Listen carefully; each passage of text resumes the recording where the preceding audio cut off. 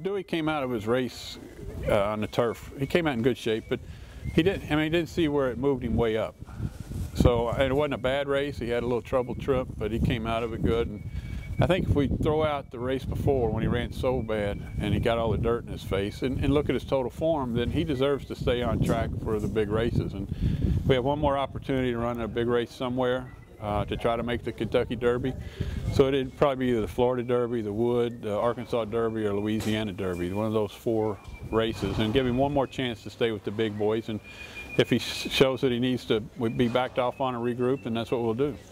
But hopefully he'll move forward off of this turf race and come out of it and run big in the last preps and make the big dance.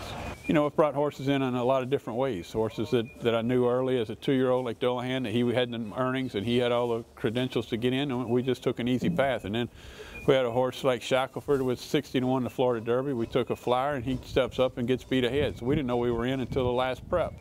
And that's the type of thing that would happen with Dewey Square if he was up to run big in the last prep. It'd be sort of a Shackelford thing, and he could move forward and go on through the Triple Crown.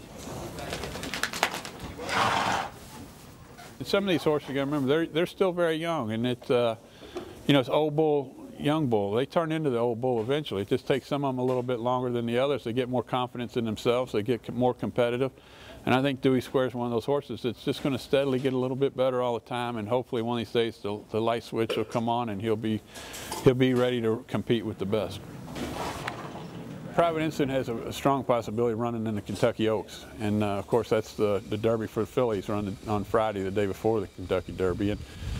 And right now she's on track. I don't think I would trade places with anybody in the country. I think that she's coming the right way, and the further they go, the better she's going to be. The bigger field with more pace in the race that has some horses that'll set false fractions in front of her and give her a target to run at.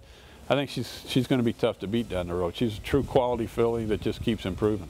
Private Ensign's just kind of a plain brown wrapper. I mean, she's a big, pretty filly, but you never know she's in the barn. She's always sound. She does her job. She goes and eats all her grain. She's not a problem horse. There's not a lot of figuring out with her or trying to keep her happy. She's just real pleased with her job, likes what she's doing, and easy to be around. She's got a big competitive side to her, and I think that helps her a whole lot. Well, helps any horse. The horses need to have competitive sides, but Private Ensign, when she gets head and head with a horse, I mean, she wants to pass them. She wants to go on and beat them, and that's the intangible that you can't figure out when you're buying a horse or breeding a horse. Will they have that toughness? Will they have that desire to win? And right now, I mean, she has it. We're talking about a couple of races for being her last race before the Kentucky Oaks. It would either be the Ashland at Keeneland or it would be the Fairgrounds Oaks. And I don't know, we're just going to kind of play it by ear, see how she trains up to either race. They're a week apart, and we'll just you know, a couple weeks out, we'll figure out which was the best route to go.